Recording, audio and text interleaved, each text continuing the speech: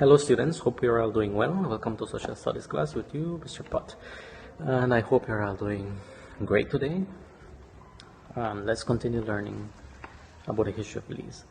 As we know, the Spanish and the British have been having issues with each other for so long. And so they were trying to get to agreements. Today we're going to be speaking about those three agreements that the Spanish and the British made.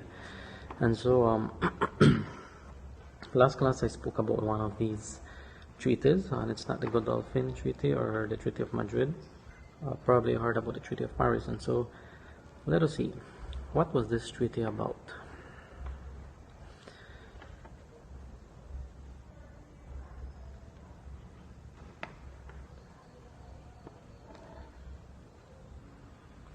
There are two important things about this treaty.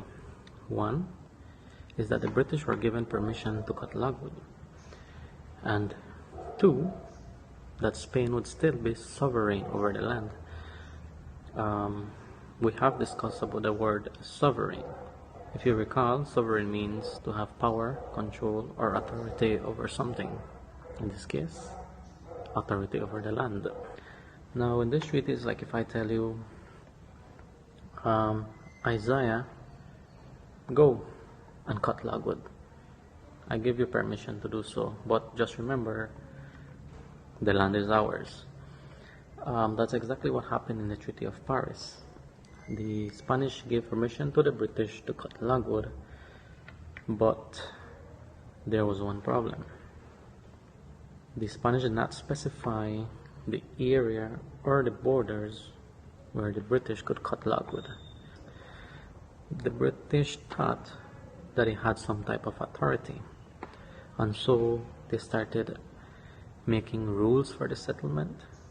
They started granting themselves land where to cut logwood, and so they got more inland.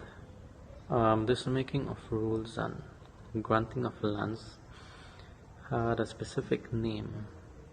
It was more like a code, and so it was recognized as Burnaby's Code, which happened in 1765. Now, there are two more treaties that we need to speak of, and so please pay attention and let's see how interesting this gets as the Spanish grants more land to the British to cut logwood. The Treaty of Versailles, 1783. The Spanish gave the British rights to cut only logwood. It allowed them to cut trees between the Ondo and Belize rivers. The British were unhappy with this treaty, as mahogany was not allowed to be cut. And so, a new agreement was signed in 1786. This agreement was known as the Convention of London. This convention permitted the baymen to cut both logwood and mahogany as far as the Siboney River.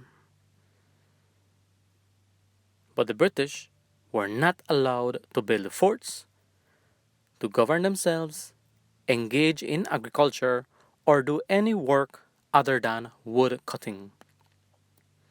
In addition, this convention gave the Spanish the right to inspect this settlement. The British, however, were ignorant to Spain's words. They still had rules to govern themselves, and they were granting themselves areas of land to cut mahogany and logwood. These issues will now lead to a new confrontation between the Spanish and the British. And we are going to be learning about this on next class.